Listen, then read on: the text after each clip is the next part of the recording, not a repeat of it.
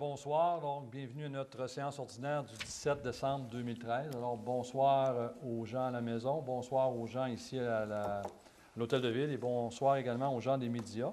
Alors nous allons commencer notre rencontre par un court moment de réflexion, s'il vous plaît.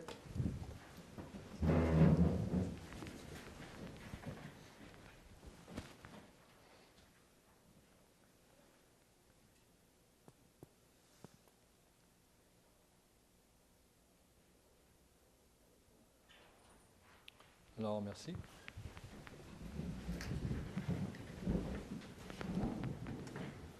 Donc, nous serions rendus à l'ouverture de la séance avec la lecture de l'ordre du jour. Donc, M. Levasseur.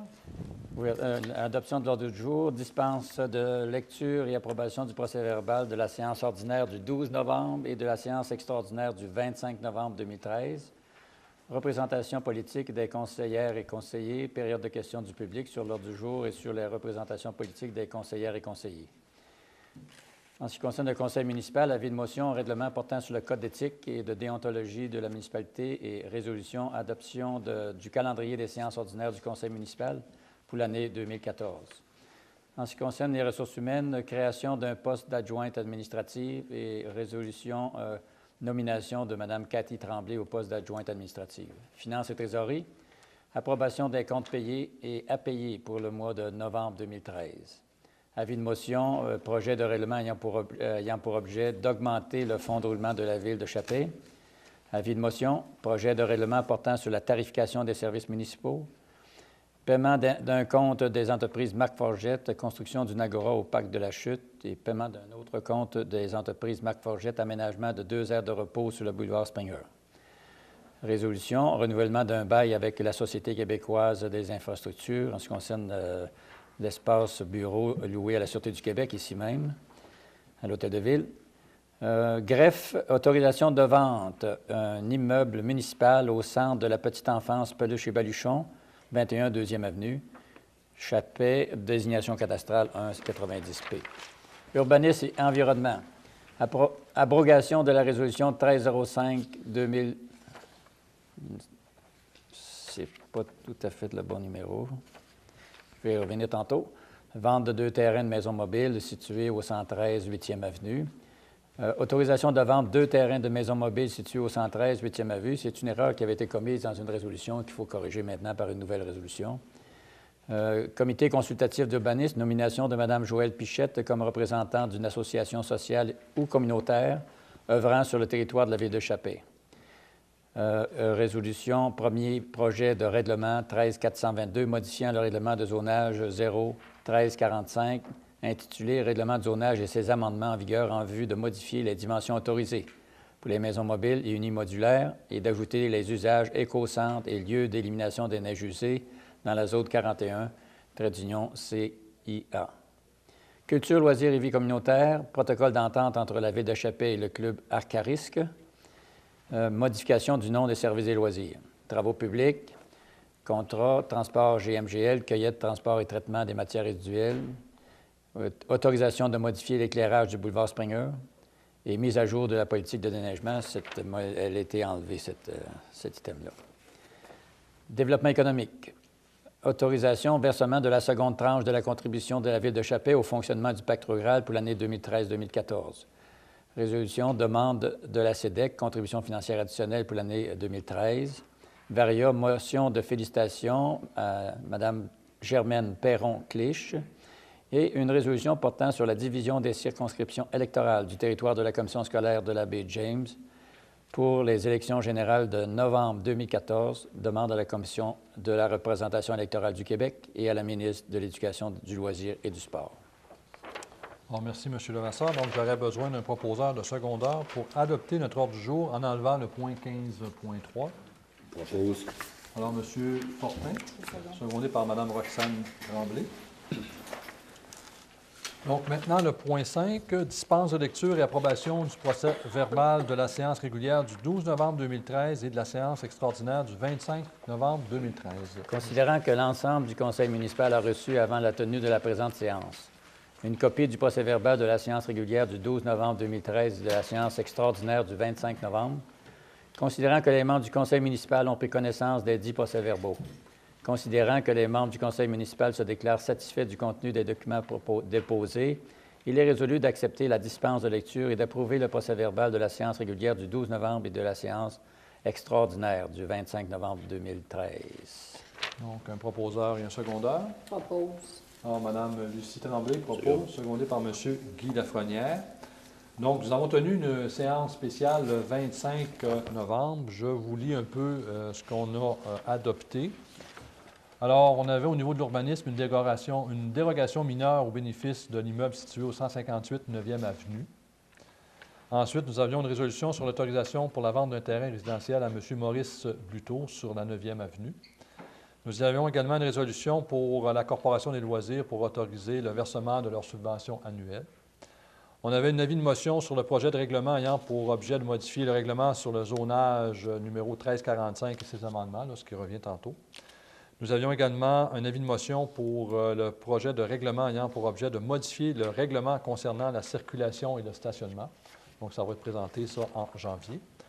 Nous avions ensuite une résolution pour autoriser le lancement d'un appel d'offres concernant la vérification externe de la ville de Chapet, donc au niveau des vérificateurs. Donc, il faut faire ça aux 2 ans, c'est ça? 3 ans. Aux 3 ans. Donc, comme ça se terminait le 31 décembre, donc on a fait déjà cette résolution-là. Ensuite, nous avons fait une résolution pour demander au ministère du Développement durable, de l'Environnement et de la Faune des parcs une demande d'autorisation pour l'établissement d'un dépôt des neiges usées, donc pour obtenir notre certificat d'autorisation. C'est le dépôt de neiges usées que nous voulons installer là, pas loin du parc au Pémisca, là, en haut où était située l'ancienne mine. Ensuite, on a fait une résolution pour la nomination d'un représentant de la Ville au comité local lutte à la pauvreté et à l'exclusion sociale. Donc, nous avions nommé M. Jacques Fortin comme représentant de la Ville à ce comité. Et voilà, donc c'est ce que nous avons fait le 25 novembre. Donc, il y avait des résolutions qu'on devait faire rapidement, des avis de motion également pour être en loi là, pour la réunion de ce soir. Nous serions donc rendus au point 6, représentation politique des conseillères et des conseillers, en commençant par le pro-maire qui est M. Daniel Forgue. Alors, M. Forgue. Bonjour. Le 19 novembre, l'inauguration de la maison Oxygène Raymond-Ross à Chibougamau comme pro-maire. Le 22 novembre, participer à la conférence de presse du lancement régional de l'opération Nez Rouge à Chibougamau comme pro-maire. 25 novembre, rencontre Sonoray à Chibougamau. 25 novembre, séance spéciale du Conseil. 26 novembre, table gire à Chibougamau. 27 novembre, Assemblée de l'appui des proches aidants à Chibougamau. 27 novembre, cité comme pro-maire à la parade de promotion des cadets de l'escadron 838 de Chapet. Le 4 décembre, assisté à l'Assemblée publique, révision de circonscription de scolaire à Chapet. Le 10 décembre, Assemblée de la SEDEC à Chapet. Le 11 décembre, assisté à la conférence de presse du député, Chapet.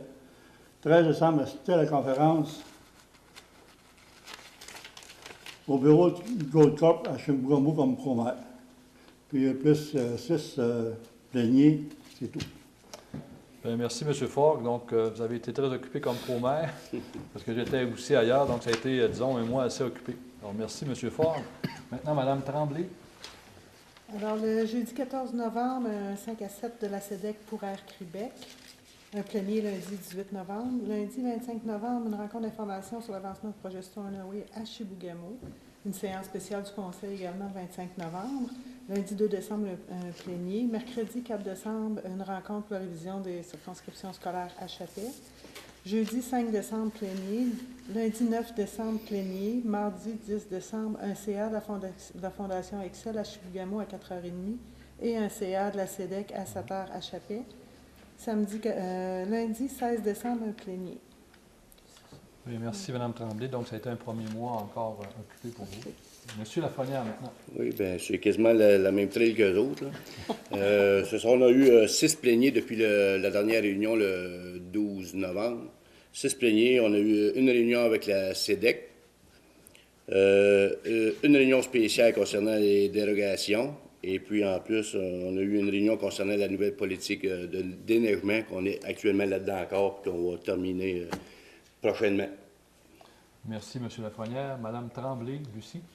6 pléniers, 2 réunions de la SADC, 2 réunions de l'OMH, un CRT, 2 réunions de chantier pour le manoir Pierre-Guénette, une réunion pour la commission scolaire, une assemblée spéciale, une rencontre avec Luc Ferland là, pour conférence de presse, le 5 à 7 avec Air Québec. Bien, merci, Mme Tremblay. Très occupée, vous aussi. Mme Larouche? On va se répéter. Un 5 à 7 pour l'annonce Québec. Le 25 décembre, une réunion spéciale. Le 4 décembre, une rencontre pour la commission scolaire. Le 11 décembre, c'est la conférence de presse de M. Luc Ferland. Le 16 décembre, une rencontre du parc rural. Le 17 décembre, réunion avec la bibliothèque. 2 réunions de chantier pour le manoir, puis 6 pléniers. Merci. Merci, Mme Larouche. Et finalement, M. Fortin. Alors, 6 pléniers, une rencontre avec le CRT, une réunion spéciale, dérogation spéciale. Après ça, politique de l'aménagement, une rencontre avec Stoneway. Merci, M. Fortin. Alors, quant à moi, ça a été tout aussi occupé. Alors, évidemment, les pléniers, il y en a eu plusieurs. C'était 1 par semaine, des fois même 2, parce qu'on préparait le budget, donc avec l'équipe municipale. Le 14 novembre, il y a eu plusieurs conseillers, ils l'ont mentionné, mais je vais leur mentionner, c'est important, le 5 à 7 d'Air Québec qu'on a tenu au Curling ici avec le développement Chibougamau et la Corporation de développement économique de Chappais pour la promotion du fameux vol qu'on a réussi à obtenir avec Air Québec les lundis, mercredis et vendredis, matin et soir, à 796 $ versus leur vol régulier. Donc, le taux d'achalandage, on nous disait qu'il est autour de 40 %, il faudrait que ça augmente. Donc, à la maison ou ailleurs, si vous êtes intéressé, c'est un vol qui arrive directement, non pas à l'aéroport de Dorval, à l'aéroport de Dorval, mais au terminal d'Air Québec, juste au côté. Donc, vous sauvez tout l'aspect sécurité, donc vous sauvez un bon 30 à 40 minutes. Donc, ça va, et le prix est beaucoup mieux. C'est autour de 12 à 1 300 $ le vol régulier. Donc, faites-en part à vos membres de votre famille ou encore à vos amis là-dessus. Évidemment, le 19 novembre, il y a eu la deuxième édition du Forum entrepreneurial Nord du Québec, donc j'ai participé. Le 25 novembre, plusieurs membres du conseil étaient avec moi à Chibougamau pour une rencontre avec Stornoway, où on nous a parlé de l'utilisation du gaz naturel liquéfié pour leurs besoins énergétiques. Donc, ils nous ont expliqué le pourquoi ils avaient choisi ça versus le diesel. Évidemment, il y a eu les réunions spéciales. Le 28 novembre, il y a eu la deuxième réunion du comité de mise en œuvre pour le gouvernement crijamézien, ainsi que le 13 décembre, la troisième réunion. Alors, le comité de mise en œuvre veille justement à préparer le nouveau gouvernement qui va être en fonction le 1er janvier 2014. Et la première rencontre du gouvernement crijamézien va avoir lieu à Waskaganish le 21 janvier. Donc, c'est des réunions qui vont rondement, donc ça va bien travailler avec les CRI. Je pense que l'entente est excellente. Le 4 décembre, ça va revenir à notre ordre du jour. Donc, il y a eu l'Assemblée publique de la Commission électorale du Québec qui voulait nous entendre sur la division du territoire en circonscription électorale au niveau de la commission scolaire. Donc, la Ville a déposé un petit mémoire expliquant sa position. Évidemment, le 10 décembre, il y a eu le conseil d'administration de la CEDEC. Le 11 décembre, la réunion de la conférence régionale des élus de la baie James. Et le conseil aussi a décidé de garder M. Normand Côté, représentant de la société civile de la ville de Chappais, jusqu'au 31 décembre, parce qu'on sait que la CRI va disparaître le 31 décembre pour laisser place à l'administration régionale baie James. Donc, M. Côté a accepté de nous aider. Il a fait 4 ans dans ces dossiers-là, donc il connaît bien ces dossiers-là. Le 12 décembre, le comité de liaison Stornoway, comme on en parlait tantôt, donc ils nous ont expliqué où en était rendu leur projet, donc ça avance eux aussi. Le 12 décembre, dans la même journée, une réunion de la municipalité de la baie James à Matagami, donc la dernière rencontre, parce que la MBJ va disparaître au profit du gouvernement crijamézien. Ensuite, le 13 décembre, le lendemain, toujours à Montréal, la rencontre crijamézien avec la Commission de la construction du Québec. On travaille à obtenir un bassin nord du Québec au niveau des cartes. Le 14 décembre, il n'y a personne qui l'a nommé, mais on a eu notre traditionnel souper de Noël avec les employés et les bénévoles qui gravitent autour de l'appareil municipal. Et un plénier, évidemment, hier soir. Donc, ça a été un dernier mois très, très chargé pour les membres du conseil et également pour M. Levasseur qui a accepté d'écourter ses vacances, je puis dire, jusqu'à la mi-janvier pour nous aider dans notre direction générale et également dans le recrutement de nouveaux directeurs ou directrices générales. Donc voilà pour les représentations politiques. Nous serions donc maintenant rendus à la période de questions du public sur l'ordre du jour et sur les représentations politiques des conseillères et des conseillers. Il y a toujours une deuxième période de questions aussi sur l'ordre du jour là, à la fin. Donc, est-ce que vous auriez des questions pour l'instant? Ça vous va? Membre des médias, vous allez entendre la dernière également. Parfait, merci. Donc, au point 8, maintenant, conseil municipal. En 8.1, donc avis de motion pour le projet de règlement ayant pour objet le code d'éthique et de déontologie de la municipalité. Donc, il faut adopter notre code d'éthique une fois par mandat, donc une fois aux 4 ans. Donc, on va l'adopter ce soir, c'est-à-dire on va donner un avis de motion pour l'adopter lors de la prochaine rencontre de janvier. Alors, M. Daniel Forgue donne avis de motion de la présentation lors d'une séance ultérieure du Conseil d'un projet de règlement ayant pour objet le renouvellement du code d'éthique et de déontologie conformément à l'article 13 de la loi sur l'éthique et la déontologie en matière municipale. Ensuite, en 8.2, résolution adoption du calendrier des séances ordinaires du Conseil municipal pour l'année 2014. Alors, on dit, considérant qu'en vertu de l'article 319 de la loi sur les cités et villes, le Conseil doit établir avant le début de chaque année civile le calendrier de ses séances ordinaires pour l'année en fixant le jour et l'heure du début de chacune. Alors, considérant que les membres du Conseil municipal ont pris connaissance et ont approuvé le calendrier des séances, il est résolu que les séances ordinaires du Conseil municipal de la Ville de Chappais pour l'année 2014 se tiennent généralement le 3e mardi de chaque mois, à compter de 19h à la salle du Conseil de l'Hôtel de Ville, à l'exception de 2 mois où ça va se faire une autre journée. Alors, en janvier, au lieu que ça soit le 3e mardi, ça va être le 3e jeudi. Donc, on va tenir ça le jeudi 23 janvier à 19h. La raison, je l'ai nommée tantôt, c'est qu'il y a la première séance du gouvernement crijamédien qui va se dérouler le 21 janvier en même temps. Ensuite, ce sera le mardi 18 février, le mardi 18 mars, le mardi 15 avril. Quand on arrive au mois de mai, ce sera non pas le mardi 20 mai, mais le mercredi 21 mai à cause de la fête des Patriotes ou de la Reine Victoria, c'est ça? Ou la fête de $. Fête de $, c'est plus trop tôt. En tout cas, cette fête-là, donc, ça va nous donner une chance d'avoir un plénier avant et aussi à l'équipe municipale de préparer les documents pour le conseil. Et ensuite, ce sera les mardis, les 3e jeudis, là, il y a des 3e semaines. Donc, soit le mardi le 17 juin, le 15 juillet, le 19 août, le 16 septembre, le 21 octobre, le 18 novembre et finalement le 16 décembre 2014. J'aurais donc besoin d'un proposeur et de secondeur pour adopter les dates de nos séances pour 2014. OK. Alors, Mme Larouche, secondée par M. Lafrenière. Le point 9, direction générale, il n'y a aucun point. Le point 10, ressources humaines, en 10.1, résolution, création d'un poste d'adjointe administrative. M. Levasseur. Considérant que le ouvert le 11 avril 2012, la Ville de Chappais a aboli le poste d'assistante trésorière. Considérant que le ouvert le 17 mars 2012, la Ville de Chappais a embauché une personne à l'administration générale pour remplacer l'assistante greffière en absence temporaire. Considérant que la Ville de Chappais a réorganisé le service du greffe en vertu de sa résolution 12-12-233 et déplacé l'assistante greffière de l'administration générale à ce service, c'est-à-dire au service du greffe.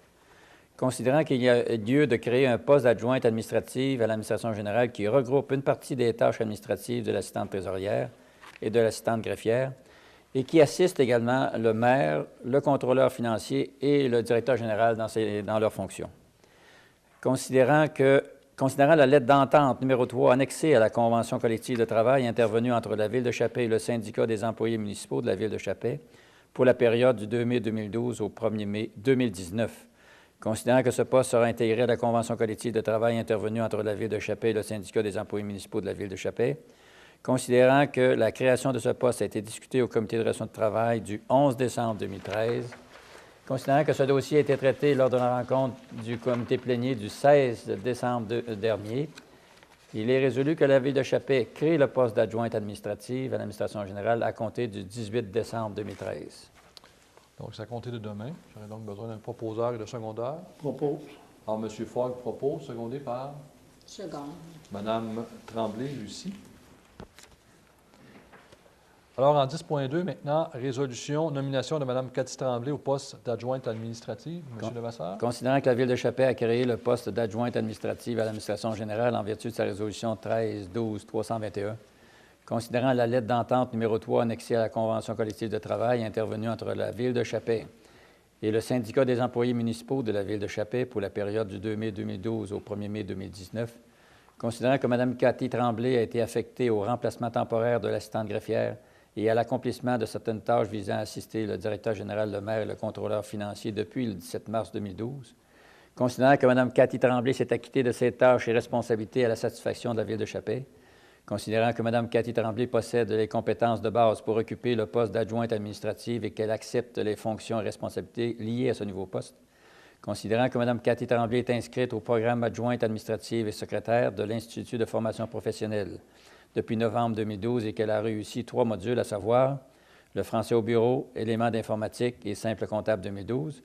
Considérant que la description de fonction Considérant que la description de fonction et le taux de salaire de Mme Cathy Tremblay ont été déterminés à la suite de discussions au Comité des relations de travail du 11 décembre 2013, et considérant que ce dossier a été traité lors de la rencontre plénière du 16 décembre dernier, il est résolu que la Ville de Chappé nomme Mme Cathy Tremblay au poste d'adjointe administrative à l'administration générale à compter du 18 décembre 2013, que la description des fonctions et le taux de salaire de Mme Tremblay soient conformes aux discussions qui ont eu lieu au Comité des relations de travail du 11 décembre 2013.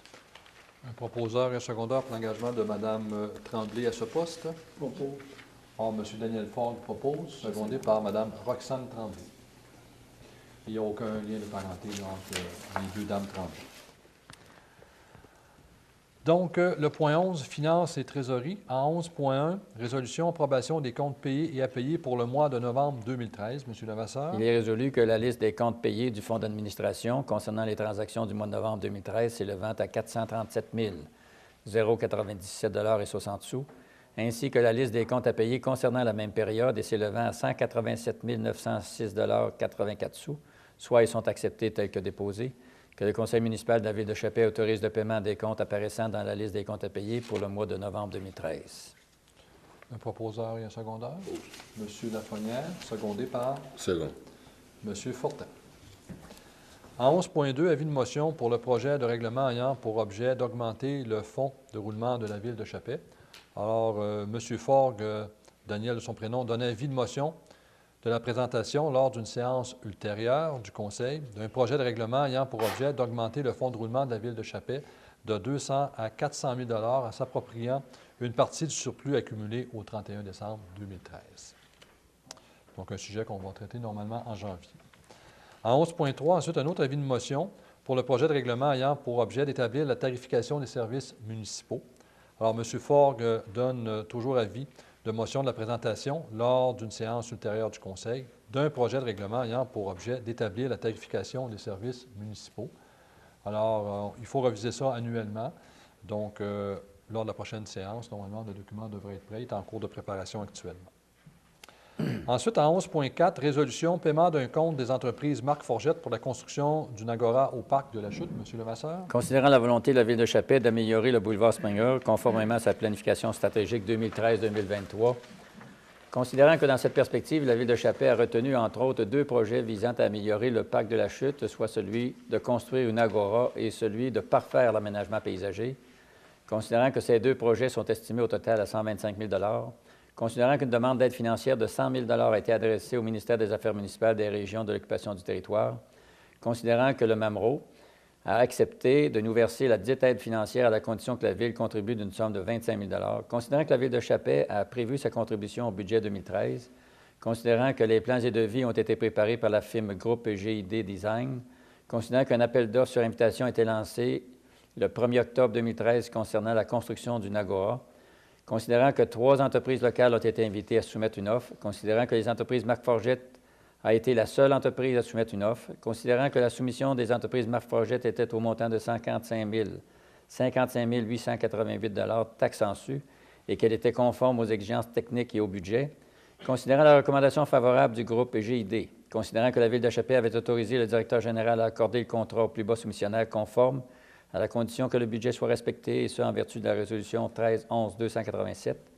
Considérant que le directeur général de l'époque, M. Jean Bernier, a accordé le contrat de construction d'une agora au parc de la Chute aux entreprises Marc Forgette. Considérant que les entreprises Marc Forgette ont fait l'acquisition de tous les matériaux pour la construction de l'agora et que ceux-ci sont entreposés au 69 et au 71 de la Première Avenue. Considérant que les entreprises Marc Forgette possèdent les assurances requises en cas de feu ou de vol.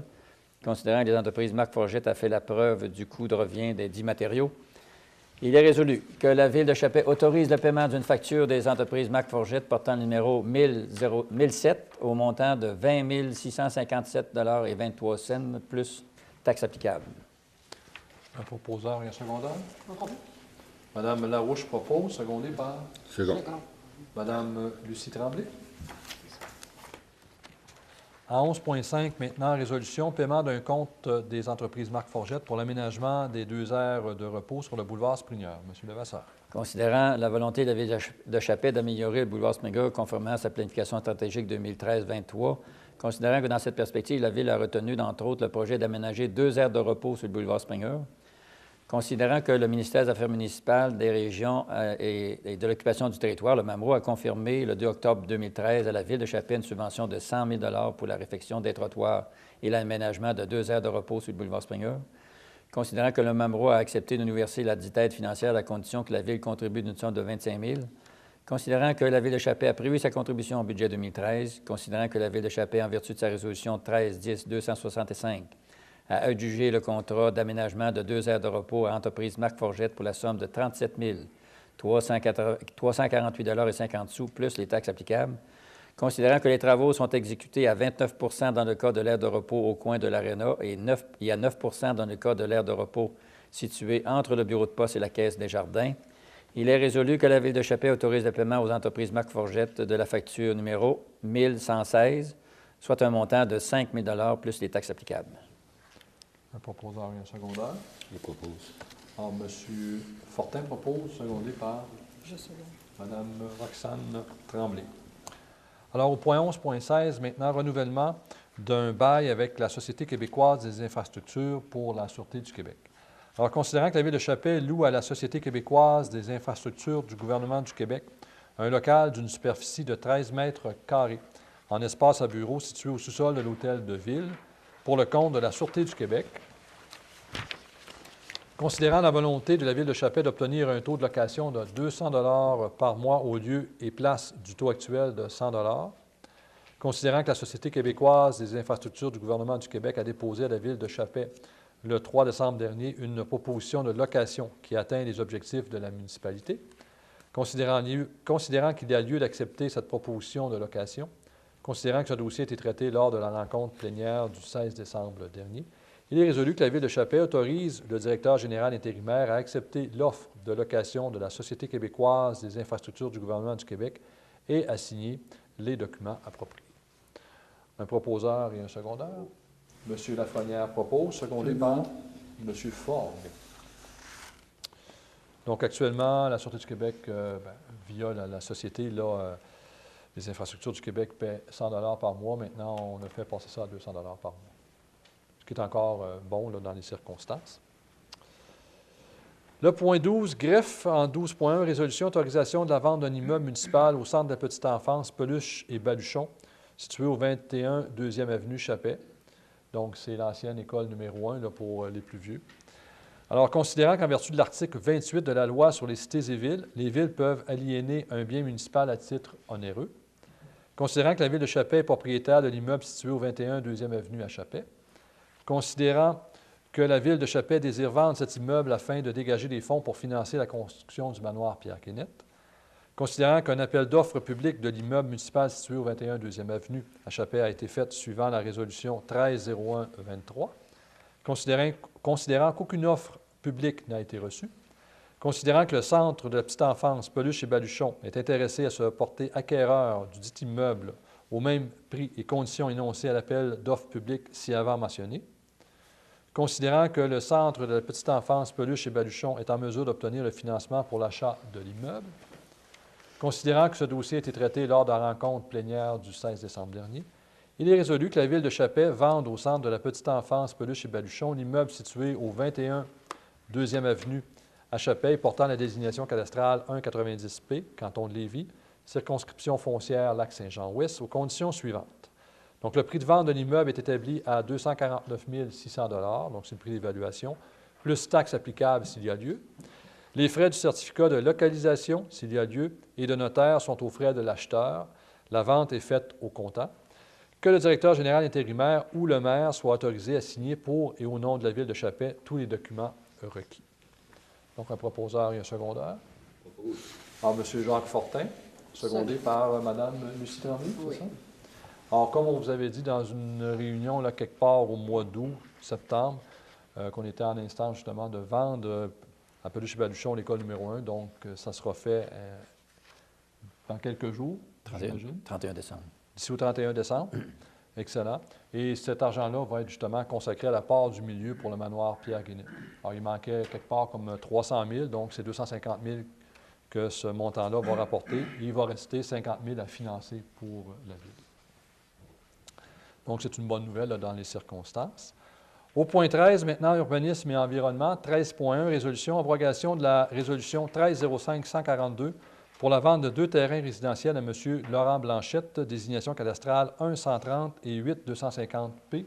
Levasseur. Considérant que la Ville de Chappais a adopté la résolution 13-05-142 dans le but de vendre à M. Laurent Blanchette 2 terrains résidentiels de maison mobile, soit le terrain situé au 163 9e Avenue à Chappais, ainsi que le terrain portant la désignation cadastrale 1-130 et 8-250P, considérant qu'il s'est glissé une erreur dans la désignation cadastrale, considérant que ce dossier a été traité lors de la rencontre plénière du 16, il est résolu que la Ville de Chappais abroge la résolution 13-05-142. Donc, un proposeur et un secondaire pour abroger. Propose. M. Ford, secondé par Mme Tremblay. Ça va? Donc, ensuite, en 13.2, résolution, autorisation de vendre un terrain de maison mobile situé au 163 9e Avenue à Chappais, lot 8-250P, ainsi que le terrain contigu portant le numéro de lot 8-250P à M. Laurent Blanchette. Considérant que M. Laurent Blanchette désire faire l'acquisition du terrain portant la désignation cadastrale 8-250-P, sur lequel sa maison mobile est implantée au 163 9e Avenue, à Chappais, ainsi que le terrain voisin portant la désignation cadastrale 8-250-P, considérant que la recommandation positive du comité consultatif en urbanisme qui s'est tenue le 11 avril dernier, considérant que le conseil municipal a discuté de cette demande lors de son plénier du 15 avril dernier, considérant que la Ville de Chappais peut, par résolution, décider de vendre des terrains de maison mobile, il est résolu que la Ville de Chappais vende à M. Laurent Blanchette 2 terrains de maison mobile, soit le lot 8-250-P situé au 163 9e Avenue à Chappais, ainsi que le lot contigu portant la désignation cadastrale 8-250-P, aux conditions suivantes. Le prix de vente d'un terrain est établi à 3,80 $ le mètre carré. Les frais d'appontage et de notaire sont aux frais de l'acheteur. La vente est faite au comptant. Et que le directeur général soit autorisé à signer pour et au nom de la Ville de Chappais tous les documents requis. Donc, un proposeur et un secondaire. Propose. Mme Tremblay, secondée par M. Fortin. Donc, on fait tout simplement régulariser là, le lot en termes de cadastre. En 13.3, résolution, comité consultatif d'urbanisme, nomination de Mme Joëlle Pichette comme représentante d'une association sociale ou communautaire œuvrant sur le territoire de la Ville de Chappais. Alors, considérant que M. Jacques Fortin a signifié son intention de quitter son siège au comité consultatif d'urbanisme, soit celui de représentant d'une association sociale ou communautaire œuvrant sur le territoire de la Ville de Chappais, considérant que Mme Joëlle Pichette a signifié son intérêt à le remplacer, considérant que la Ville de Chappais appuie le remplacement de M. Jacques Fortin par Mme Joëlle Pichette, il est résolu que Mme Pichette soit nommée au comité consultatif d'urbanisme au siège de représentante d'une association sociale et communautaire œuvrant sur le territoire de la Ville de Chappais pour une durée de 2 ans, tel que prescrit dans le règlement 2011-409 constituant un comité consultatif en urbanisme. J'aurais donc besoin d'un proposeur et d'un secondaire. Propose. Alors, M. Forgue propose, Second. secondé par Mme Larouche. Maintenant, en 13.4, résolution, premier projet de règlement 13.422 modifiant le règlement de zonage 13.45A, intitulé Règlement de zonage et ses amendements en vigueur en vue de modifier les dimensions autorisées pour les maisons mobiles et unimodulaires et d'ajouter les usages écocentres et lieux d'élimination des neiges usées dans la zone 41 CIA. Monsieur Levasseur. Considérant que la Ville de Chappais est régie par la loi sur les cités et villes et par la loi sur l'aménagement et l'urbanisme, considérant que le règlement de zonage numéro 01-345-A et ses amendements en vigueur s'appliquent au territoire municipal, considérant que le Conseil juge à propos de modifier le règlement de zonage afin de modifier les dimensions autorisées pour les maisons mobiles et unimodulaires Considérant que cette modification découle d'une recommandation émise par le comité consultatif d'urbanisme le 30 octobre dernier, considérant que le Conseil juge à propos de modifier le règlement de zonage afin d'autoriser les usages éco-centres et lieux d'élimination des neiges usées dans la zone 41 CIA pour y accommoder la relocalisation du lieu d'élimination des neiges usées ainsi que des aménagements d'éco-centres, considérant que 2 avis de motion ont été donnés en vertu des résolutions 13-11-302 et 13-11-310, il est résolu de décréter ce qui suit. Préambule. Le préambule du présent règlement en fait partie intégrante à toute fin que de droit. Modification de l'article 6.1.3. Le titre de l'article 6.1.3 est modifié en le remplaçant par le titre suivant, 6.1.3, façade et profondeur minimale et maximale. Le libellé de l'article 6.1.3 est modifié en le remplaçant par le libellé suivant. Tout bâtiment principal, à l'exclusion des abris, refuges, camps de chasse, camps pour fin de piégeage et casse-croûte, doit avoir une façade d'au moins 6,5 mètres et une profondeur d'au moins 6 mètres. La dimension relative à la façade est cependant réduite à 5,50 mètres dans le cas d'habitation unifamiliale jumelée et ou en rangée. Dans le cas des maisons mobiles et unimodulaires, la largeur minimale de la façade doit être de 4,25 mètres, et la largeur maximale de 5,30 mètres. Si la construction est composée d'une section principale et d'une section complémentaire, la largeur maximale autorisée pour les 2 sections est de 9,2 mètres. La profondeur maximale autorisée pour la section complémentaire est limitée à 33 de la profondeur totale de la section principale. Modification du cahier des spécifications. Le cahier des spécifications faisant partie intégrante du règlement de zonage numéro 01345-A est modifié afin d'ajouter la note 8 comme usage spécifique autorisé de la zone 41 C1A, ou C1A, c'est ça. Modification de l'annexe B. Une nouvelle note est ajoutée à l'annexe B du cahier des spécifications et se lit comme suit.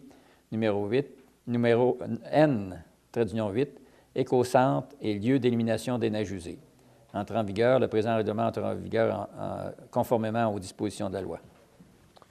Un proposeur et un secondeur pour la première adoption. M. Lafrenière, secondé par M. Fortin.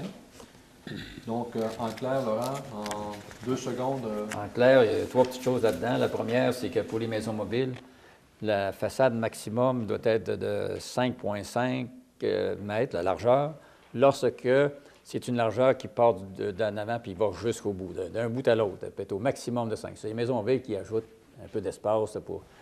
Mais la maison mobile qui comprend aussi une annexe, là, comme une cuisine, par exemple, bon, c'est possible, mais ça ne peut pas dépasser au total 9,2 mètres.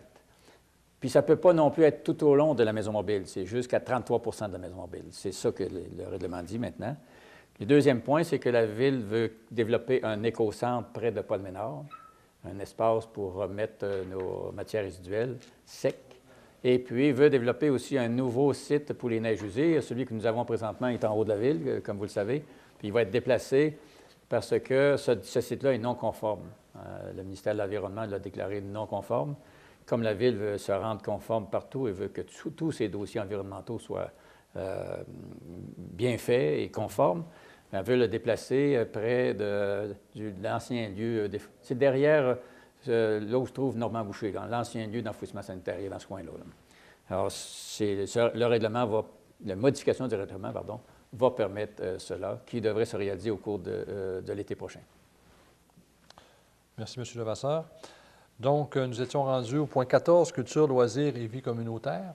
Donc, en 14.1, résolution, protocole d'entente entre la Ville de Chapais et le club Arcarisque de Chapais. M. Levasseur. Considérant que le club Arcarisque a obtenu l'autorisation de la Ville de Chapais d'installer leur chantier à proximité du terrain de tennis, et ce, en vertu de la résolution 13-10-263-A, considérant que la Ville de Chapais souhaite encadrer ce sport afin d'assurer la quiétude et la sécurité des citoyens établis dans le même secteur, considérant que la Ville de Chapais et le club Arcarisque ont convenu d'un protocole d'entente, considérant que ce dossier a été traité lors de la rencontre plénière du 16 décembre dernier, il est résolu que la Ville de Chapais autorise le directeur général intérimaire à signer ce protocole d'entente. Un proposeur et un secondeur. Propose. M. Lafrenière propose. Second. Secondé par M. Fong.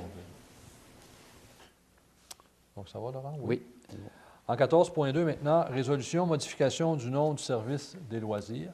Alors, considérant que les activités sportives, culturelles et communautaires de Chapais sont structurées sous le nom de service des loisirs, considérant que la Ville de Chapais désire moderniser le nom de ce service, il est résolu que le service des loisirs s'appelle désormais Service des loisirs, de la culture et de la vie communautaire. Donc, on veut changer de nom pour que ça reflète un peu plus la réalité. J'aurais donc besoin d'un proposeur et d'un secondeur pour le changement de nom. Alors, Mme Larouche propose, secondé par Second. M. Fogg.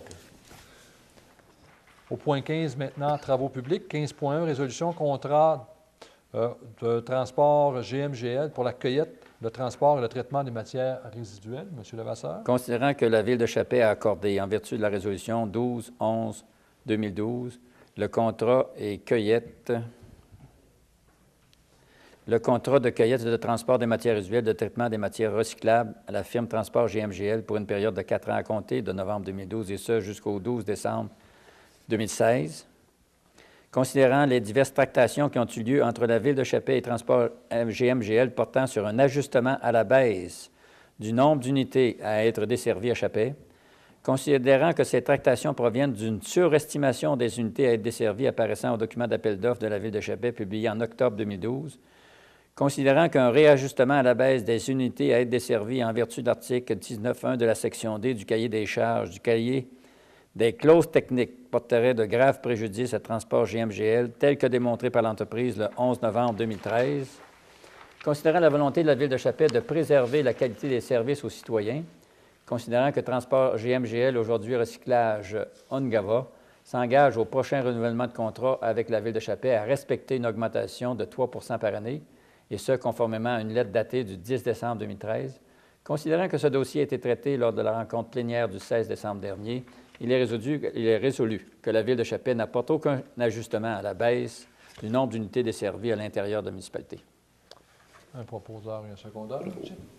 Monsieur Lafolière, c'est ça, secondé par Mme Tremblay, Roxane. Alors, c'est beau pour tout le monde.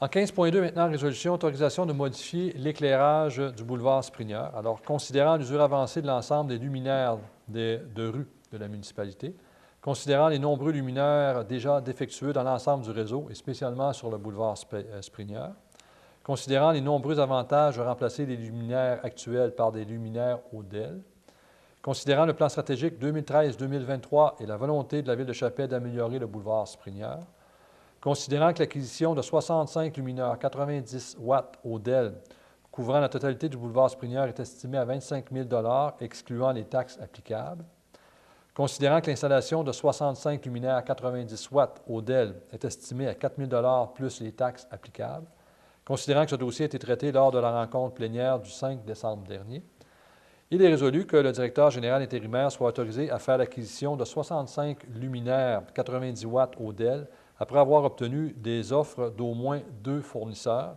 et que cette acquisition soit imputée au budget 2013. Un proposeur et un secondeur. Propos. Alors, M. Fortin propose, secondé par M. Lafonière. Alors, c'est un très bon choix du conseil parce que si vous vous promenez sur le boulevard actuellement, il y a beaucoup de luminaires qui sont défectueux. Et tant qu'à monter pour remettre des hautes pressions sodium qui ont une durée de vie d'environ plus ou moins 5 000 heures, on préfère mettre des DEL qui ont une durée de vie d'environ plus ou moins 100 000 heures. Donc, il y a une grosse économie à faire en termes énergétiques et aussi en termes de remplacement. Et on est en réfléchir pour l'avenir au niveau des différentes rues aussi, comment on va faire la transition. Parce que l'objectif ultime, c'est de mettre des DEL un peu partout sur les rues de la ville. Ensuite, au point 16, service des incendies. Donc, vous n'avez aucun point sur votre ordre du jour. Par contre, j'aimerais remercier très, très, très sincèrement, là, et je suis convaincu que mes collègues autour de la table se joignent à moi, pour les citoyens qui ont appelé le 911 lors de l'incendie qui a eu lieu au manoir Pierre-Guénette. Alors, sans la vigilance de ces gens-là, on aurait eu peut-être beaucoup plus de problèmes qu'on en a eu dimanche dernier. Et également, on a eu beaucoup d'éloges sur l'intervention de notre service d'incendie. Donc, ils ont fait un travail remarquable. Donc, on tient à remercier les citoyens et aussi les pompiers qui sont intervenus sur ce feu. Ensuite, au point 17, développement économique, en 17.1, résolution, autorisation de versement de la seconde tranche de la contribution de la Ville de Chappais au fonctionnement du pacte rural pour l'année 2013-2014. Monsieur Levasseur. Considérant que le 25 mars 2007, la Ville de Chappais signait un protocole d'entente avec la ministre des Affaires municipales, des régions et de l'occupation du territoire, considérant qu'en vertu du point 5.3 du protocole d'entente du pacte rural, la Ville de Chappais s'engageait à verser un montant égal ou supérieur à la contribution financière du gouvernement du Québec pour le budget de fonctionnement de l'agent de développement rural, considérant que la contribution du gouvernement du Québec pour l'année financière 2013-2014 s'élevait à 28 154 et que la Ville de Chappais doit débourser un montant égal, soit 28 154 considérant qu'en vertu du protocole d'entente concernant l'embauche d'un agent de développement rural et la gestion du pacte rural, l'agent de développement rural relève administrativement de la Corporation de développement économique de Chappais, considérant que la Ville de Chappais a versé une première tranche de 14 077 en vertu de sa résolution 1306-162, considérant que la SEDEC a formulé une demande de versement de la seconde tranche de la contribution de la Ville de Chappais au pacte rural pour l'année 13-14, considérant que ce dossier a été traité lors du comité plénier du 16 décembre 2013, il est résolu d'autoriser le versement de la seconde et dernière tranche de 14 077 à la SEDEC pour le budget de fonctionnement du pacte rural pour l'année 2013-2014, que les frais relatifs à la présente soient puisés à même le poste budgétaire 02-609-00-973. Un proposeur et un secondaire. Je propose. Mme Roxane Tremblay propose, secondé par Second. M. Jacques Fortin. Au point 17.2, maintenant, résolution, demande de la Corporation de développement économique de Chappais, qu'on appelle la SEDEC, pour la contribution financière additionnelle pour l'année 2013. M. Levasseur. Considérant une somme supplémentaire de 17 400 investie par la SEDEC dans le cadre de la planification stratégique 2013-2023 pour le soutien de Chappais Énergie, produits maraîchers et le développement d'une zone agricole, considérant le remboursement à la Ville de Chappais d'une somme de 22 300 qu'elle a payée entre autres dans le cadre du fonctionnement conjoint du pacte rural durant les années 2009 à 2011. Considérant que ces montants n'étaient pas prévus au budget d'opération 2013 de la Corporation de développement économique de Chappais, considérant que ce dossier a été traité lors du comité plénier du 16 décembre, il est résolu que la Ville de Chappais verse à la SEDEC une contribution additionnelle de 39 700 pour l'année 2013. Et juste peut-être dans le premier considérant, quand on parle de produits maraîchers, il faudrait peut-être rajouter produits maraîchers 2009. 2009, oui. Il y avait une ancienne compagnie qui s'appelait aussi Produits maraîchers, là, pour faire bien la distinction. Donc, Produits maraîchers 2009, c'est l'entreprise de M. Boucher des pommes de terre de semences. Donc, j'aurais donc besoin d'un proposeur et d'un secondaire. Propose. Alors, M. Fogg propose, secondé par Mme Larouche. M. M. Fogg. Fogg, secondé par Mme Larouche. 18 divers, 19 varia, ça se ressemble, une petite coquille peut-être. Donc, on va enlever le 18 divers, on va passer au 19 varia, ça vous va? Oui, parfait. Donc, en 19.1, résolution, motion de félicitations à Mme Germaine Perron-Clich. Alors, considérant qu'il est important de reconnaître et de valoriser l'implication des aînés, considérant que la table régionale de concertation des aînés a recommandé au ministre de la Santé et des Services sociaux et ministre responsable des aînés la candidature de Mme Germaine Perron-Clich de Chappais, à titre de lauréate de la région Nord du Québec pour le prix Hommage Aîné 2013, considérant que M. Régent Hébert, ministre de la Santé et des Services sociaux et ministre responsable des aînés, a remis le prix Hommage Aîné 2013 à Mme Germaine Perron-Clich de Chappais pour la région Nord du Québec lors d'une cérémonie qui a eu lieu le 21 novembre dernier au manoir Montrancy à Québec, considérant que le conseil municipal, conformément au plan stratégique 2013-2023, s'engage à favoriser la fierté et le sentiment d'appartenance des Chappésiens, notamment en reconnaissant et valorisant ses citoyens émérites. Considérant que Mme Germaine Clich est un modèle exemplaire pour nous tous, il est résolu qu'une motion de félicitations et de reconnaissance soit adressée à Mme Germaine Perron-Clich pour son engagement bénévole et sincère à l'égard des aînés et de la communauté en général. J'ai donc besoin d'un proposeur de secondaire. Propose. Alors, M. Fogg propose, secondé par Second. Mme Lucie Tremblay.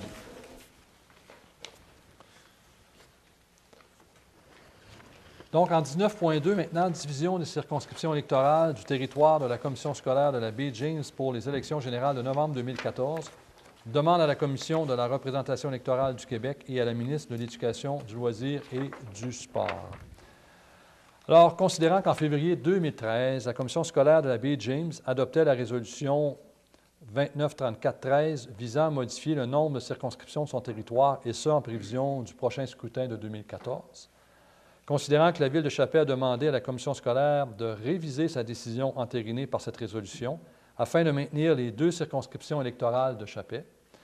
Considérant que la répartition territoriale des postes de commissaires décidée par la commission scolaire de par sa résolution serait donc la suivante: Chappais, 1 commissaire au lieu de 2.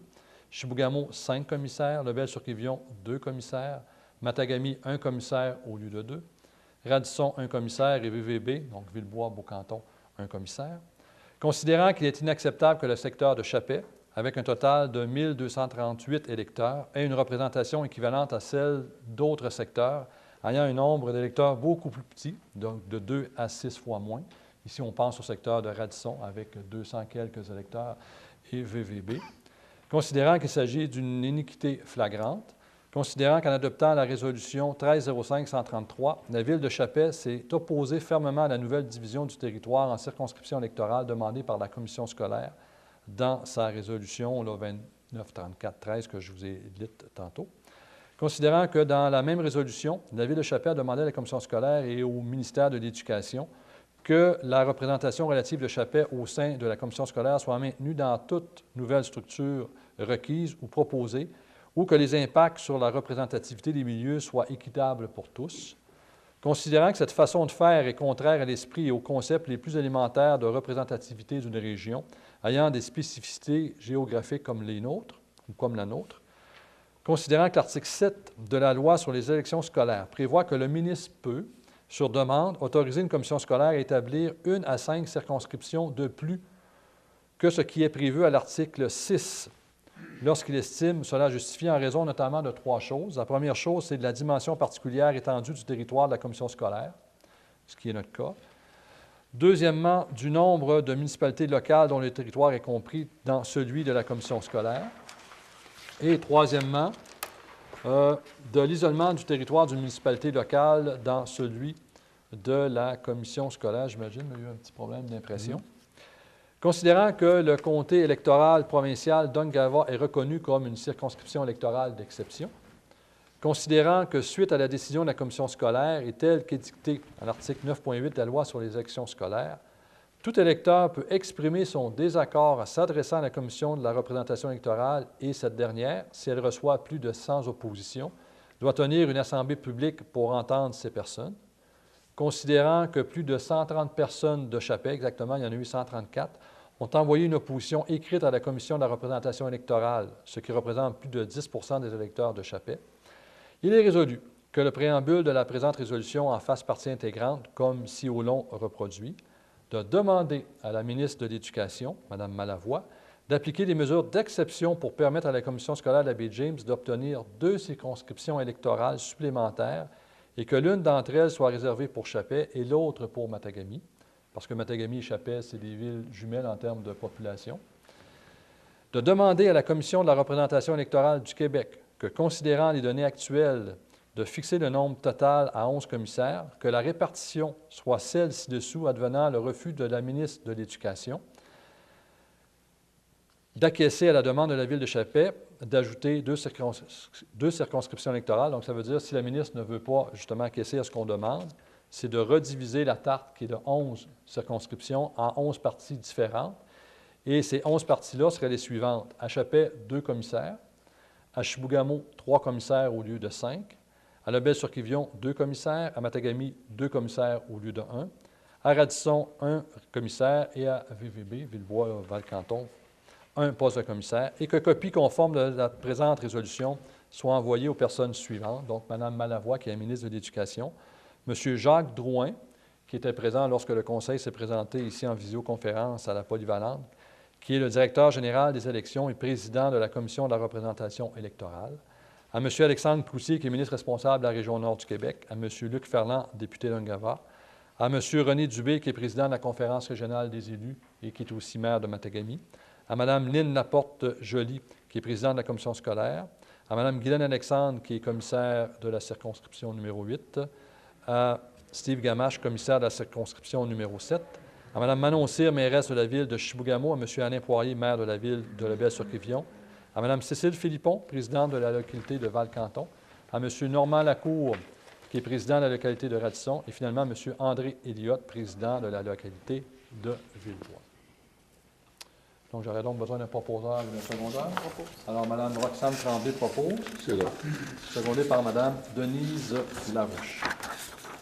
Donc, on a fait le cheminement. Donc, la commission scolaire a fait une rencontre quelque part cet automne, en octobre, où on s'est présenté, on a fait nos doléances. La commission scolaire a réadopté une nouvelle résolution disant que c'était, comme je l'ai dit tantôt, 1 à Chapelle, 1 à Matagami, 5 à Chibougamau.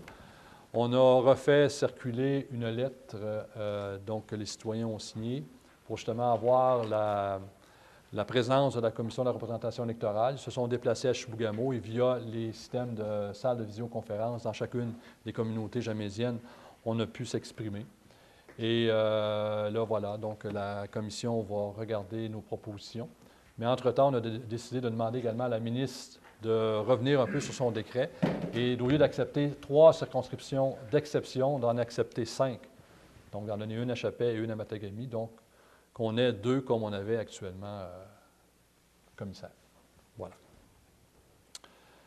Nous serions donc rendus à la période des questions au point 20. Donc, en commençant par les gens de la salle, si vous avez une question, je vais vous demander de vous lever, de vous identifier, s'il vous plaît, pour les fins d'enregistrement. Donc, est-ce que vous auriez des questions ou des commentaires? Ça va? Merci. Membres des médias maintenant?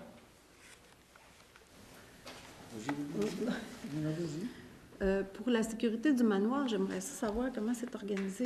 Là, c'est un passant, une passante qui a vu ça au début, les flammes ou la boucane. Mais comment c'est organisé? Est-ce qu'il y a des choses qui fonctionnent le soir? Là, quand vous parlez de la sécurité, vous voulez préciser quoi, là? Y a-t-il un agent de sécurité ou y a-t-il des choses qui fonctionnent quand il n'y a personne? Bien, écoutez, ça, il faudrait demander au niveau de l'entrepreneur. C'est sûr qu'il y a eu un problème. Ils sont en train de mener une enquête, évidemment, la compagnie d'assurance, tout ça, pour voir exactement qu'est-ce qui s'est produit là-dedans. Okay. C'est sûr qu'il y avait un chauffage d'appoint, hein, parce qu'il fallait réchauffer le bâtiment parce qu'il y avait du ciment qui devait être coulé cette semaine. Okay. Alors, pour une raison encore indéterminée, donc, il y a eu une problématique là. Et donc, l'évacuation s'est bien déroulée, tout s'est bien fait. Ce qu'on nous dit, c'est qu'il devrait y avoir à peu près un gros mois à 1 mois et demi de retard au niveau des travaux, le temps de réparer ce que le feu a brûlé à l'intérieur. Mais heureusement, comme je vous disais tantôt, les citoyens ont été très vigilants, les pompiers ont réagi très rapidement, une intervention très professionnelle, ce que les gens nous disaient, parce que ce matin, les ingénieurs, les architectes, l'entrepreneur, tout le monde est passé, vérifier tout ça. Donc là, il y a un plan de match qui a été établi justement pour rattraper le retard là-dessus et faire en sorte qu'on nous livre le manoir au printemps. OK, au printemps. Oui. Est-ce que je réponds à votre question? Ou... Oui. Ça va? Oui. Malheureusement, je ne peux pas vous donner plus d'indications. Il faudrait parler avec les gens de l'autre côté. Là. Parce que nous, au niveau de la ville, on suit ça de près, évidemment, parce qu'on travaille pour... on amène l'apport du milieu, mais ce n'est pas la ville qui gère le projet en tant que tel. Ça vous va? Oui. Parfait, merci. Monsieur... oui, peut-être une question concernant la cueillette des déchets. Là. Oui. Quand vous parlez d'une baisse du nombre d'unités, ça veut dire quoi, ça? Bien, c'est que le nombre, l'année passée, lorsqu'on a signé notre contrat à l'automne 2012, a été surestimé. Donc, c'est là qu'il y a eu une erreur. Donc, le contrat a été bâti sur des chiffres, on va dire des faux chiffres, donc des chiffres surestimés, ce qui fait en sorte que ça ne fonctionne pas là, en termes de coûts. Une unité, c'est quoi? C'est un camion? Non, les unités, c'est des maisons. OK, des maisons. Des portes. OK, donc il avait calculé trop de portes. Bien, c'est-à-dire la Ville avait fourni un nombre surestimé de portes, ce qui fait en sorte que là, ça ne fonctionne pas dans le contrat. Donc, au lieu de dire... Parce qu'à chaque année, vous savez, il y a une date anniversaire où on peut revérifier tout ça. Et donc, on s'est entendu justement là, pour que le nombre ne soit pas diminué pour permettre à cette compagnie-là de se rendre jusqu'en 2016. OK, parce que si on avait appliqué le nombre réel, ça n'arrivait pas? Bien, ça arrivait pas mal serré, disons. OK. Donc, on préfère donner un service de qualité à nos citoyens. Et on a discuté avec cette compagnie-là. Évidemment, on a eu accès à tous leurs chiffres, là, le directeur général et moi. Et ce qu'ils disent est vrai. Donc, en conseil, on a décidé d'y aller. Là. Puis indirectement, c'est presque une bonne nouvelle parce qu'après ça, il n'y aura plus d'augmentation faramineuse comme il y a déjà eu. Il parle de 3 par après, donc à quelque part. Bien, c'est ce qu'on trouvait aussi intéressant. Là. Quelque part, c'est du donnant-donnant dans le sens où l'entrepreneur, on veut aider l'entrepreneur aussi veut nous aider, entre guillemets. Évidemment, c'est une entreprise privée, elle doit faire du profit pour vivre, là, ça, on comprend. Parce qu'on se souviendra que là, en 2012, les augmentations. Ça avait été une augmentation de mémoire, je vous dirais 45 pour les. Quelque chose comme ça. Oui, Je me pour souviens les plus, 45 mais ça avait été énorme. Là. C'est ça. Non, merci beaucoup. Ça vous va, M. Martin? Oui, pour le reste, oui, ça va. On serait rendu maintenant, s'il n'y a pas d'autres questions du public, ça va, aux questions et commentaires des conseillères et des conseillers, en commençant par M. Forgue. Moi, je voudrais souhaiter un joyeux Noël et une bonne année. Bien, merci, M. Forgue. Mme Tremblay. C'est la même chose. J'aimerais souhaiter des joyeuses fêtes à tout le monde. Puis pour ceux et celles qui se déplacent, bien, soyez prudents sur les routes. Merci, Mme Tremblay. M. Lafrenière. Pareillement, joyeuses fêtes, bonne année, puis on se revoit en janvier.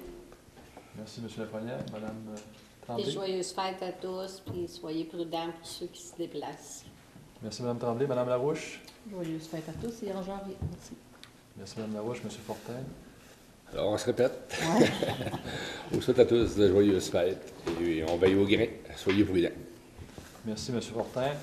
Moi, je ne vais pas vous souhaiter joyeuses fêtes tout de suite parce que la prochaine rencontre a lieu environ dans 30 secondes parce qu'il faut adopter notre budget en réunion spéciale. Elle était prévue pour 8 heures. Je vois l'horloge ici, il est à peu près 8h02, donc on dépasse un petit peu de 2 minutes. Je vous rappelle tout de suite, avant de l'oublier, que notre prochaine séance régulière devra avoir lieu, non pas mardi le 21 janvier, mais jeudi le 23 janvier, exceptionnellement. Et ça va se dérouler, évidemment, toujours à 19h. Donc, j'aurais besoin d'un proposeur et d'un secondeur pour lever la séance. On pause. M. Fortin, secondé par Second. Mme Lucie Tremblay. Alors, restez là, on ouvre la rencontre dans à peu près 10 secondes. Ça vous va? Le temps de changer le papier. Alors, je vous souhaite de nouveau rebonsoir donc, pour notre séance spéciale pour l'adoption de notre budget. Alors, j'aurais besoin d'un proposeur et d'un secondeur pour ouvrir cette séance. Mme Roxane Tremblay, secondée par Second. Mme Denise Larouche. Donc, le point 2, résolution d'adoption du règlement 13-423 concernant l'adoption du budget de la Ville de Chappais, l'imposition de taxes foncières à divers taux, des taxes spéciales, des compensations et ou des tarifications pour la fourniture de services municipaux spécifiques pour l'exercice financier 2014. Monsieur Levasseur. Considérant qu'en vertu de l'article 474 de la loi sur les cités et villes, la municipalité doit, entre le 15 novembre 2013 et le 31 décembre 2013, préparer et adopter son budget pour l'exercice financier 2014. Considérant qu'en vertu de l'article 485 de la loi sur les cités et villes et de la section 3.4 du chapitre 15-18 de la loi sur la fiscalité municipale, la Ville de Chappais peut imposer des taxes foncières à des taux différents selon les catégories. Considérant qu'en vertu de l'article 485 de la loi sur les cités et villes, la municipalité peut imposer une taxe foncière pour l'exercice financier 2014, considérant qu'en vertu des articles 413, 435 et 439 de la loi sur les cités et villes, la municipalité peut imposer des taxes foncières spéciales pour la fourniture de services municipaux spécifiques. Considérant que le conseil municipal entend se prévaloir de ces dispositions ainsi que d'autres dispositions applicables afin de pouvoir répondre aux obligations financières de l'exercice financier 2014, considérant qu'un avis de motion du présent règlement a été donné en séance régulière du Conseil tenue le 12 novembre 2014. Pour ces motifs, il est résolu sur proposition, etc., que le Conseil décrète ce qui suit. Donc, l'article 1. Le Conseil adopte le budget d'opération suivant. Les recettes, 5 033 046, c'est-à-dire 1 800 000 provenant des taxes municipales, c'est ça, le paiement des taxes, de tenant lieu de taxes 229 000 et d'autres recettes, pour un total de 5 millions, et des dépenses de 5 millions également, de 0,33, c'est un budget équilibré. C'est ça. Donc, à l'article 2, maintenant, au niveau des taxes foncières, donc le taux de base reste inchangé à 2,30 du 100 d'évaluation, donc comme l'an dernier. Au niveau des catégories résidentielles, il reste le même, donc une taxe foncière au taux de 2,30 pour les biens fonds imposables dans la municipalité basés sur la valeur portée au rôle d'évaluation située dans les limites municipales. Au niveau des catégories d'immeubles non résidentiels, donc ça reste toujours au même taux, 4 et 40. Ensuite, en termes de catégorie d'immeubles industriels, ça reste toujours au même taux, donc à 5 du centre d'évaluation. Pour les catégories des immeubles à 6 logements ou plus, ça reste toujours au même taux, donc à 2 et 30. Pour les catégories de terrains vagues desservis, c'était à 6 du 100 d'évaluation. Ça reste toujours à 6 du 100 d'évaluation. Et ensuite, pour la taxation des services municipaux spécifiques, il n'y a aucun changement, donc ça reste au même taux. Donc, il n'y a eu aucune augmentation de la taxe de base. Maintenant, l'article 3, la compensation pour le service d'enlèvement et de disposition des matières résiduelles. Donc, vous allez noter, et M. Lavasseur va vous donner les montants tout à l'heure, il y a une hausse du coût de la vie, donc de 2,5 %. Donc, tout augmente à peu près de 2 à 3 %. Donc, 2,5 c'est le coût de la vie. Les salaires augmentent de 2,5 %. Hydro-Québec demande beaucoup plus que ça, donc on espère que ça va être un peu plus autour de 2,5 %, mais en général, c'est 2,5 %. Donc, tout ce qui est service particulier, c'est une augmentation de 2,5 %. Donc, M. Levasseur, avec les différentes classes, peut-être? Classe 1, maison d'habitation ou logement par unité, 195 $. Classe 2, épicerie-boucherie, qui a 5 employés et plus, 2 338 $. Classe 3, épicerie-boucherie, moins de 5 employés, 1 800 $. Classe 4, brasserie ou taverne avec repas, motel et hôtel avec salle à manger, restaurant avec permis de boisson, garage ou station de service, tabagie dépanneur, 835 $. Classe 5, autres magasins de gros, centre d'alimentation naturelle, bar, cinéma, compagnie de transport, 577 $. Classe 6, bureau d'affaires, bureau professionnel avec toilette publique, barbier, salon de coiffure, 286 $. Classe 7, établissement industriel, 15 employés et plus, 2 604 $. Classe 8, tout immeuble, bâtiment, construction, toute partie de ceux-ci non compris dans l'une quelconque des classes précédentes, 258 $. Ensuite, à l'article 4, pour la compensation pour le service de distribution, de traitement et de fourniture de l'eau potable, on a appliqué la même augmentation, donc de 2,5 %. Ce qui veut dire que pour la maison d'habitation ou logement par unité, c'est 329 $ par année. Pour la classe 2, les postes d'essence, garage, casse-croûte, bar, 649 $ par année. Pour les restaurants industrie secondaire, moins de 15 employés, 813 $ par année. Pour les magasins de détail, tabagie, dépanneur, salon de coiffure, barbier, épicerie, 452 $ par année. Pour la classe 5, hôtel et motel de 20 chambres ou moins, épicerie, boucherie, etc., là, 745 $ par année. La classe 6, bétonnière, buanderie et teinturerie, 813 $ par année. Classe 7, établissement financier ou commercial d'utilité publique, occupation professionnelle, métier non spécifiquement décrit au présent article, 428 $. Maintenant, au niveau de l'article 5, tarification pour la distribution et le traitement de l'eau potable, HAP Énergie, là aussi, on a appliqué, comme on a appliqué à tout le monde, une hausse de 2,5 %. Donc, M. Levasseur. Afin de pourvoir à la distribution, au traitement, à la fourniture de l'eau potable à l'usine de cogénération ou à toute autre industrie dont le volume d'eau est considérable, il est par le présent règlement imposé pour l'exercice financier 2014 une tarification basée sur l'historique de consommation de l'année précédente au taux de 55 sous par 4 520 litres. C'est 55 sous, 0,35 $ par 4 500 litres. Pour le service de traitement des eaux usées, il est par le présent règlement imposé pour l'exercice financier 2014 une tarification à l'égard de la captation des eaux usées industrielles provenant de l'usine de cogénération au montant de 6 403 $. Donc, une augmentation de 2,5 %. C'est le petit réseau d'égouts que nous avons là, à HAP Énergie. L'article 7, étalement des versements, donc il n'y a aucun changement par rapport à l'an dernier. Donc, on dit les taxes décrétées au présent règlement sont payables dans les 30 jours qui suivent la date d'envoi des comptes de taxes. Donc, dès que vous allez recevoir votre compte de taxes, vous avez 30 jours. Le compte de taxes est payable en 3 versements. Le premier versement est exigible dans les 30 jours qui suivent la date d'envoi du compte de taxes, comme je viens de le mentionner. Le deuxième versement est exigible le 90e jour qui suit l'expiration du délai prévu pour le premier versement. Et finalement, le troisième versement est exigible le 90e jour qui suit l'expiration du délai prévu pour le deuxième versement. L'article 8, intérêt sur les taxes foncières, donc il n'y a aucun changement. Donc, les taxes à recevoir et les sommes dues à la Ville de Chappais porteront intérêt au taux uniforme de 11 % l'an ou de 0,916 par mois de 30 jours après la date où elles sont dues conformément à la loi. L'article 9, frais relatifs aux chèques sans provision, il n'y a eu aucun changement. Donc, les chèques NSF, des frais de 40 $ seront encaissés par la municipalité. L'article 10, paiement des taxes de service. Donc, les taxes de service sont payables en 3 versements égaux, conformément à l'article 432, paragraphe 5 et autres dispositions pertinentes de la loi sur les cités et villes.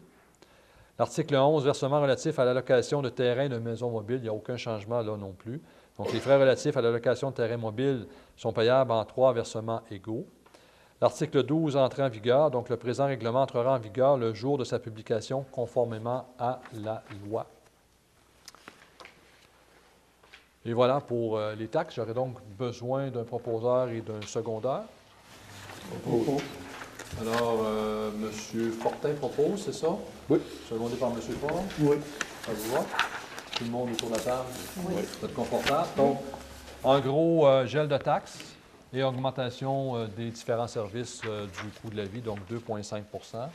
Nous avons préparé peut-être qu'au niveau des médias, vous aviez un tableau comparatif du fardeau fiscal. Je ne sais pas ici si vous l'aviez également.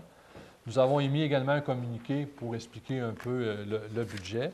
Mais ce qui est intéressant, et on va le publier aussi dans la prochaine tribune, je ne vais pas en faire la lecture, mais on a détaillé, c'est la Ville de Matagami qui a fait le travail, donc on tient à remercier la Ville de Matagami.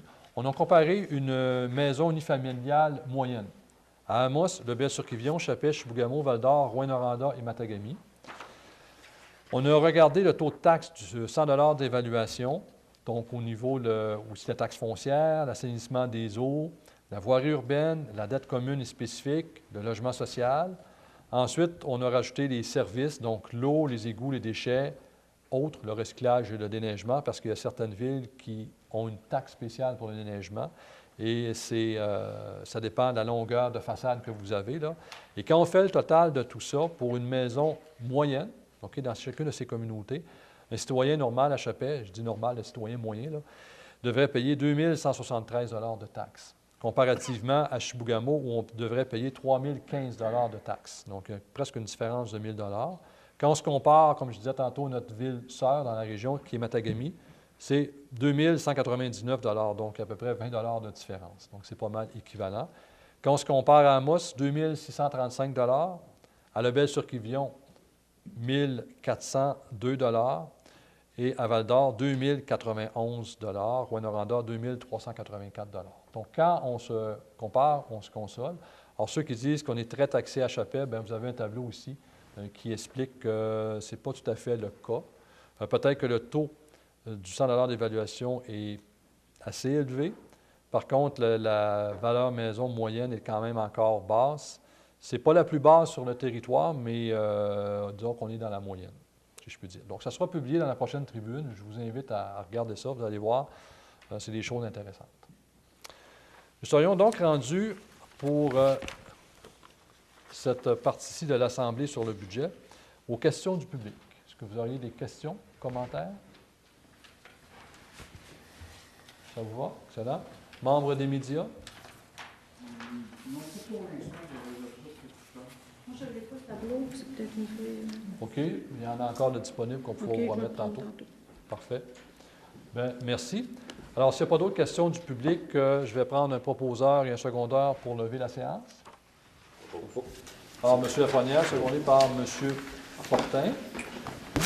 Donc, il est 8h15. Et il nous reste une dernière réunion qu'on va ouvrir dans 10 secondes environ, le temps de changer les papiers. Donc, ce sera une réunion extraordinaire pour l'adoption de notre programme triennal d'immobilisation, ce qu'on appelle le PTI. Alors, tout le monde, le directeur général a ses papiers aussi. Oui. Excellent. Donc, j'aurais besoin d'un proposeur et d'un secondaire pour ouvrir la séance extraordinaire du Conseil pour justement l'adoption de notre PTI. Alors, M. Ford propose, secondé par Mme Larouche. Excellent. Alors, le point 2, résolution adoption du programme triennal d'immobilisation 2014, 2015, 2016. Et je le répète à chaque année, Si les opportunités sont là, c'est ce qu'on prévoit faire. Et quand on parle d'opportunités, c'est par exemple des programmes gouvernementaux ou des aides quelconques. OK? Alors, M. Levasseur, en résumé. Rénovation d'hôtel de ville en 2015, 100 000 Garage municipal et caserne des pompiers, 2014, 1 300 000 Année 2015, 30 000 2016, 400 000 Mise en œuvre de Chappet Village Relais, 75 000 en 2015 et 75 000 en 2016. C'est les 2 entrées de ville. Développement domiciliaire, 50 000 par année au cours des 3 prochaines années. Éclairage, terrain de tennis, 20 000 en 2015. Enseignement, borne d'incendie. Enseigne, borne d'incendie, 3 000 en 2015. Resurfaceuse, 90 000 en 2015. Fermeture du LES et du DMS, 250 000 en 2014. Travaux correctifs à l'Arena, 1 500 000 en 2016. Aménagement de placettes au centre-ville, 10 000 par année au cours des 3 prochaines années. Réfection du réseau de distribution d'aqueduc, 10 millions de $ en 2016. Parc de la Chute, aménagement, 125 000 en 2014. Site de nage usée, 50 000 en 2014. Amélioration du centre-ville, 85 000 en 2014. Réfection des trottoirs, 25 000 en 2015 et 25 000 en 2016. L'acquisition d'un VTT au service d'incendie, 20 000 $ en 2015. Et finalement, plage municipale du lac Kevin, 25 000 $ en 2015. Ce qui fait des totaux de 1 870 000 en 2014, 448 000 en 2015 et 12 060 000 en 2016 pour un total de 14 378 000 $.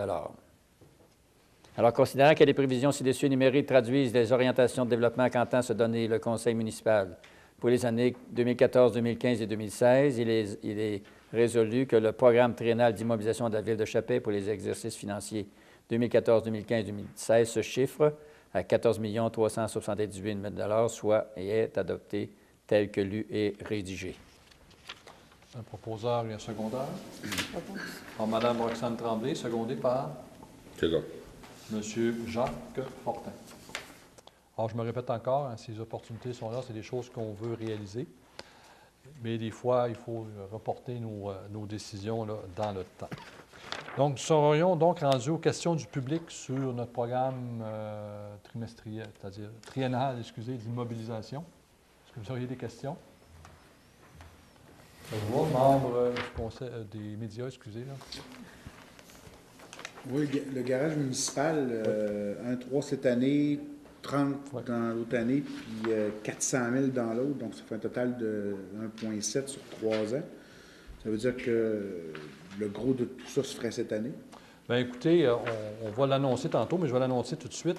Vous savez, on a mandaté la firme Génivard quelque part cet automne. Je pensais que je n'avais manqué une, c'est pour ça. Non, pour regarder justement le dossier garage municipal et caserne des pompiers. Alors, le rapport est presque prêt, donc on devait faire normalement une rencontre à la mi-novembre, mais avec le départ de M. Bernier, le budget, tout ça, donc on est obligé de tasser certains dossiers, dont celui-là. Et le rapport, normalement, on va convoquer une séance publique d'information à la mi-janvier. Mi-janvier. Mi-janvier. On n'a pas encore la date parce qu'il faut regarder la disponibilité de M. Tremblay, de Génivard et de son équipe, tout ça, et on va faire une présentation à la salle communautaire, donc présenter le dossier en entier. Alors, c'est sûr qu'il faut regarder qu'est-ce qu'on va faire exactement avec notre garage municipal actuel, caserne des pompiers qui se retrouve en 2 parties, soit là-bas au garage municipal et aussi à l'hôtel de ville. Alors, c'est pour ça qu'on a mis ce montant-là, parce que c'est un dossier qu'on doit régler. Okay. Alors, quelle solution? On n'a pas encore, le Conseil n'a pas encore vu le rapport. On attend qu'il soit terminé. Moi, je l'ai vu en partie. M. Tremblay nous a posé des questions, on a échangé avec lui pour plus de précision. Donc, on attend son rapport final et on le présentera à la population la mi-janvier. Est-ce que ça répond à votre question? Oui, pour l'instant, qu'on va attendre la mi-janvier, c'est sûr. Le réseau de distribution d'aqueduc, 10 millions, on refait-tu tout le réseau au complet ou 10 millions? Bien, 10 millions, je ne sais pas. Peut-être que M. Levasseur peut répondre. C'est un dossier qui date de 2007-2008 dans ces coins-là. Oui. Estimation. Oui. Non, ce n'est pas la ville au complet, c'est une partie de la ville. Une partie? Oui, la partie de la ville. La vieille partie. La vieille partie de la ville, parce que le réseau est trop près du sol. Et puis, conséquence, si les gens ne laissaient pas couler l'eau pendant l'hiver, ça gèlerait au complet. Fait qu'il y a beaucoup, beaucoup de gaspillage d'eau, entre guillemets, là, parce que c'est de gaspillage, mais c'est une nécessité. Là. Mais il y a beaucoup de sapins, c'est ça. On appelle les fameux bypass. Exact, ouais, exactement. C'est un réseau qui date de quand, celui qui est là? Ben, c'est le début de la construction de la ville, donc au début des 55, années 50, 55. OK. Puis on prévoit qu'il va y avoir des subventions qui vont être débloquées d'ici 1 an ou 2 pour... Bien, on espère toujours, hein, c'est toujours dans le programme d'Infrastructure Québec Municipalité. Évidemment, à 10 millions, c'est très cher. Donc, des fois, il y a des opportunités, des gouvernements qui annoncent de bonnes nouvelles, des fois fédérales. Donc, c'est ça qu'on surveille comme opportunité. Là, vous dites que ça va venir problématique. Est-ce que ça peut devenir un problème urgent d'ici les prochaines années? Ou... Pas à court terme. Pas à court terme. Sauf que le réseau est vieux, il y a de plus en plus de fuites, et puis ensuite, bien, c'est des pertes d'eau. Hein, ça coûte cher à la ville. Merci. Pour le développement domiciliaire, 50 000 par année, c'est pour quoi plus précisément? Bien, ce qu'on veut regarder, c'est différentes phases de développement domiciliaire. Donc, le Conseil va prendre position là-dessus. Qu'est-ce qu'on veut développer? Vous savez qu'actuellement, on a une quarantaine de terrains de maisons mobiles, une quarantaine de terrains de maisons unifamiliales. Mais advenant le départ imminent de nos mines, les projets BlackRock, Stornoway et tout ça, donc il faut voir qu'est-ce qu'on va développer ensuite. C'est pour ça qu'on a mis un montant de 50 000 cette année, 50 000 en 2015 et 50 000 en 2016. Évidemment, ça peut varier dans les prochaines années, mais il faut se faire une tête exactement. Advenant qu'on a besoin de plus de 40 terrains, qu'est-ce qu'on va faire, où on va les mettre. Donc, il faut faire des études là-dessus pour être prêt. Là. Donc, c'est pour ça qu'on met ça peut paraître petit, mais c'est pour faire des études au début. Là. Donc, on ne fera pas un développement domiciliaire avec 50 000 $. Non, mais... Malheureusement, non. Merci. Ça vous va? Ouais, oui. Donc, question encore une dernière fois, commentaire du public, ça vous va? Alors, s'il n'y a pas de questions du public, j'aurais besoin d'un proposeur et d'un secondeur pour lever cette séance spéciale. Monsieur Fortin propose, secondé par Mme Lucie Tremblay. Alors, j'invite les gens à la maison, les gens également du public, les membres des médias, notre prochaine rencontre, je me répète, le jeudi 23 janvier. Entre-temps, il devrait y avoir eu notre séance publique d'information à la mi-janvier. On va vous aviser là, en temps et lieu dès qu'on va avoir une date. Et évidemment, c'est à mon tour maintenant de vous souhaiter un très joyeux Noël. Et faites extrêmement attention. Il y a des froids assez extrêmes. Les routes sont assez glacées, merci. Donc, on aime vous voir en santé. Donc, prenez garde et bonnes et heureuses festivités cette année. Merci.